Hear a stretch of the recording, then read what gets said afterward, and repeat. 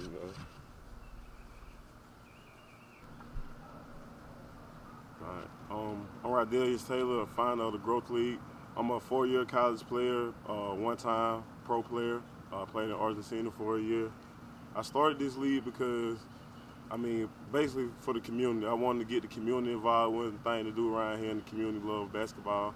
And create a platform for hoopers that were struggling like myself to get exposure, needed film, needed work just for the summer. And I take basketball personally. It's like a personal thing for me. It's always been there for me.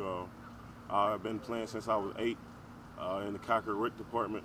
Play right here in Blakeney County where I put my roots at. So I love just to give back through the game I love. But basketball always been the thing for me. Growth League, this what inspired it, and I'm just hoping to grow it and get more people involved and continue to better it. So, at what point did you realize you were passionate about basketball? Since I was able to play, like 7, 8, my first year I started playing. But when I took it real serious is my 12th grade year, when I had to make a decision between football and basketball. Obviously, I chose basketball, and I've been serious about it ever since. And I always wanted to be the best, and I always had hoop dreams of going far places with it. So I say around 12th grade when I knew this is what I wanted to do and make a career out of it. And I always just had hoop dreams of playing professional. And all my friends growing up, we always said that's what we were gonna do. So I always just carried that chip on my shoulder, trying to make it. And obviously I didn't, but I still carry on playing the game and just try to keep growing and keep it going, best way I can. So, or whether I go back and play professional or not, I still always give back to the game. I always do what I can to keep my love and fire for the game going. So, yeah, man, this. Could you explain kind of how you started playing and then the process from that point until you went pro? Okay. Yeah, man, since we was kids, me and my brother, my dad always instilled sports into us. So it was always sports for me. It was sports or not make it. So, it's always been sports for me. So, I just developed a passion for it early, man. I developed a passion early. I always had a grind for it, so I always worked hard. But I always had a passion. I always had a passion for the game. I always worked hard. I always wanted to get better. I was never naturally talented. I always had to work hard to get better and be better than the people. So it was my work ethic. It was my work ethic that kept me going and kept me passionate about it. I knew I can be something if I kept going. Like, your people always tell you can be something if you work hard, but it's really true. It's really true, like I said, I started young, and I always had a love for it, and I kept growing. As I got in college, of course I got better. My journey got a little difficult. I played for 4 different schools, but I never gave up, It was always at the end of the year where I'm going next, here, there, but I kept at it. I never quit it. I never got discouraged. I even had to sit out a year, but I kept going. Kept going through college. Finished 4 years, and I got to the pro level, which was good. And it was adjustment. I had a decent first year, but unfortunately things didn't work out for me. The COVID virus came, and it kind of slowed things down for me. And I had a kid, and then been a family man ever since. But this short version of my journey, man. Like I say, I was very passionate. I never gave up. It was always a free agent at the end of every college. It was just hard, man. The grind was hard. It was always competing for starting jobs and positions everywhere I went. I always competed. I always played everywhere I went, but it was hard. I had to keep at it. I had to keep it going, but yeah, man. I understand you were playing at the college level for a while before you actually made that transition into the pro leagues overseas. How did the opportunity present itself to you to go pro? Okay. Yeah, man, it wasn't hard. It's all about getting that right agent. Getting that right agent, fortunately for me, my brother was already playing in Argentina, and he had an agent, so he hooked me up with his agent. And after my final year of college, I was able to get with him, and he liked what he seen. And I was able to land me a contract in Argentina. So yeah, that's the short version of that. So I mean, it sounded easy how I put it, but there's a lot of work that goes into it. I was just fortunate to have resources to find an agent, but a lot of guys have to go to combines and like pro-ams to find an agent, or unless they already locked in, their college coach have agents that they work with previous guys, and baby girl, yeah, a bunch of guys have to go to combines and or their college coach be well connected, and they already have agents lined up for them, and But fortunately, it's not like that for some guys. Some guys not able to pay at the top schools and get those resources. Some guys had to get it out the mud. So that's just how it goes. Basketball really is a cutthroat business, man. It's like any other one. But yeah, you just have to land your good agent, man. Try to connect and keep putting that work in. And hopefully things will go for you. You know what I mean? You have to reach out, man. You can't be lazy. You can't be lazy. You have to reach out and just try to put that work in, on and off that court. So. What would you say was like the most difficult part of making that transition? Oh man, it's very different, man. For like the physicality and the rules, like in the environment, it's very different. The environments are extreme. Where I play, the environments are extreme. Gyms freezing, fans crazy, players rough, players always attacking you because you're the American. You don't get no calls. Nobody speaks your language. You're a million miles away from home. It's an adjustment. You gotta be. It's more mental than physical. It's physical. It's a physical game, but it's more of a mental thing. You know what I mean? Or competition-wise, they're the okay guys. They're okay, but if you're up there mentally, those guys, they really can't. They really can't fool with you. But like I said, it's more 90% mental. Cause like I said, you're in a rough environment. You're away from home, away from your family. Food different, time zone different, man. The season's different. When it's cold here, it's hot there. When it's hot there, it's cold here. So it's just adjusting, man. It's just and taking care of your body and keeping yourself ready. Could you describe some of your like most memorable experiences playing overseas? It was a game I hit 8 triples for like my first big game over there. So that was pretty big. But I played my brother in the game. Well, 2 games actually. So that was pretty cool. We got the trade jerseys at the end. We friendly brother competition. That was pretty cool. So that was probably my coolest experience over there. Like being over there with him, playing him, actually competing and actually hanging out with him on the other side of the world, just experiencing that with him. That was pretty cool. It was one game I scored higher than him too, so I gotta put that out there. You know what I'm saying? But he got the dub both times. But you feel me? I put up more points, but I guess that what matters, the dub. But yeah, man, that's got to be one of the funnest experiences right there, man. That was pretty dope. Would you say that playing at the pro level was anything like you would expected, or did it kind of throw you for a loop? Oh man, when I first got over there, yeah.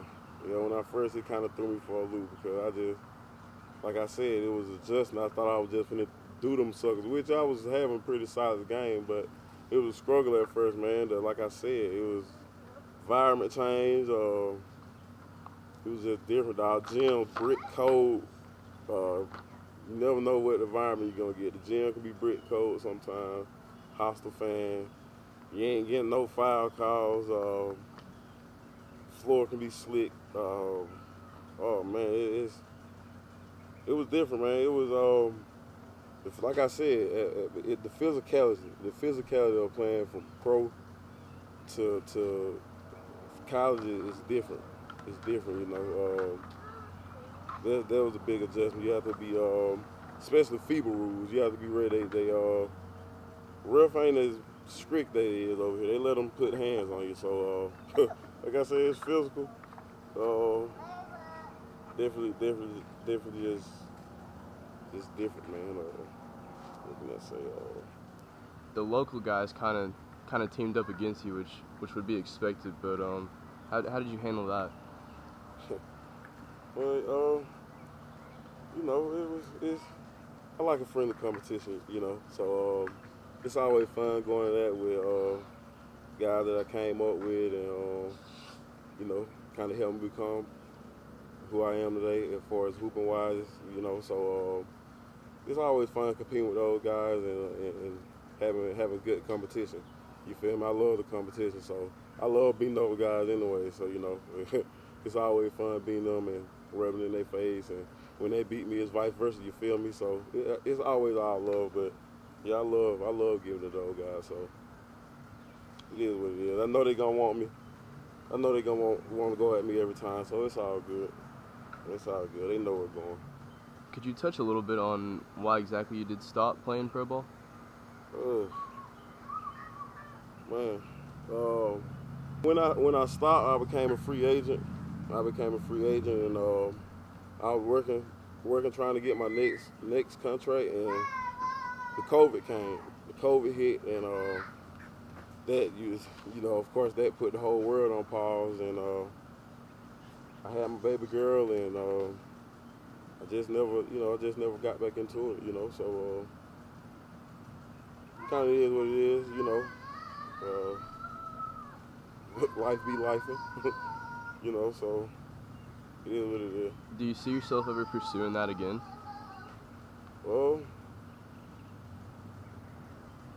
if the opportunity is presented, I love hooping to death, but if the opportunity presented, I would love to get a shot in the States. You know what I mean? I love to get a shot in the States at a G League team, something like that. I wouldn't mind going back overseas. I wouldn't say I wouldn't mind, but just a lot of things don't happen since the last time I was over there. I got a kid, of course, so you know, it just about I have to put a lot of things in perspective. Like, you know what I mean? Like I say, if the opportunity is presented, it'll be something I think about. You know, it's strong chance I probably will, but I just can't say that I will. You know, it's kind of one of those things. You know, I got a lot of stuff going on back home. You know, a lot of things. Like I said, a lot of things transpired. But yeah, if an opportunity is presented, I can say I probably will, man. Like I said, I probably will. What advice would you give younger athletes who are aspiring to play at that pro level? Work hard, man. Work hard. Don't let nobody doubt you, man. Don't let nobody tell you can't do something. That's something you want to do. It's something you want to do it. But you have to put the work in. There's nothing given. Nothing's gonna be easy. You know, you're not gonna wake up and be able to do this good just because you want to do it. It's hard work because there's a million kids that want to be a pro hooper, pro anything at that. Like, so that's something you have to think about. You have to work extremely hard. I mean, every day in, day out. You have to work on your craft. And that's something I always tell my young bucks, people who aspire to do anything. You have to work on your craft day in and day out, whether it seems like you're working or not. Like, you have to keep working on your craft. Like, whether you got no hope or you don't think like, oh man, coach ain't gonna put me in, or I ain't gonna get no deal. You gotta keep putting that work in and keep believing in yourself. There's foremost, like, you have to believe in yourself and put that work in. If you don't put that work in, and then it can't happen. It can't happen. But hard work, I know that sounds elementary, but hard work really gets you there, man. Hard work and grinding, you know. So it's about sacrifices. If you're gonna be able to sacrifice, you gotta sacrifice stuff, man.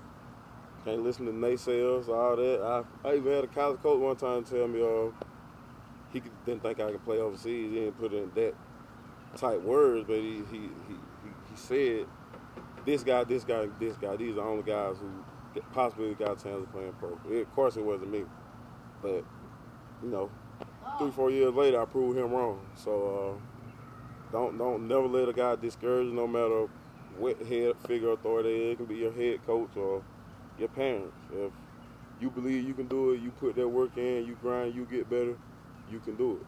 You know what I mean? So yeah, man. Could you explain how the Growth League actually came to be?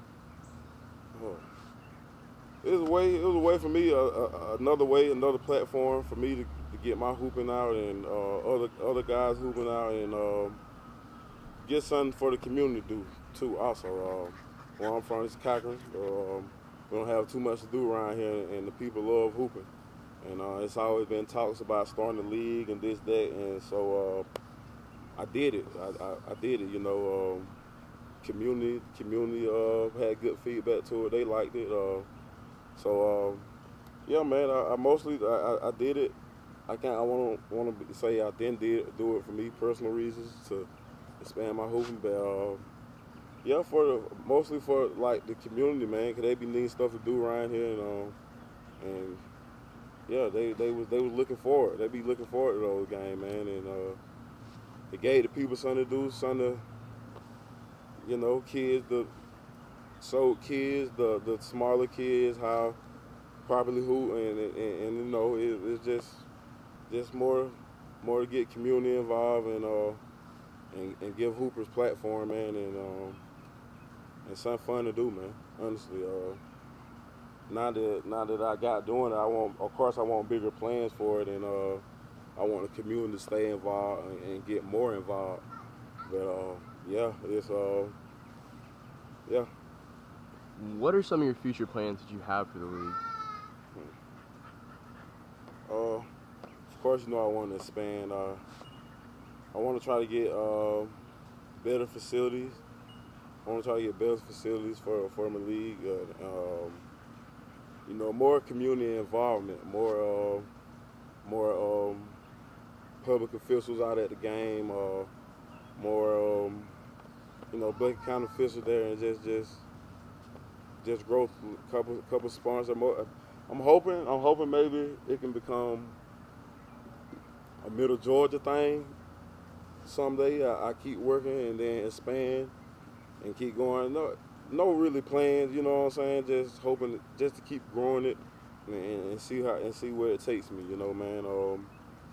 I'm hoping I can ride this ship and it can keep growing. I can get the right support and the right people behind me, and people that want this thing to grow just like me, and I can expand and, you know, get more stuff going. But we'll just have to see, man. I got some future things coming up, but we'll just have to see. You know, hopefully I can find us a facility, better facilities by then, and we have things rocking for the summer. You know, that's about pretty much it. Nice. Yeah.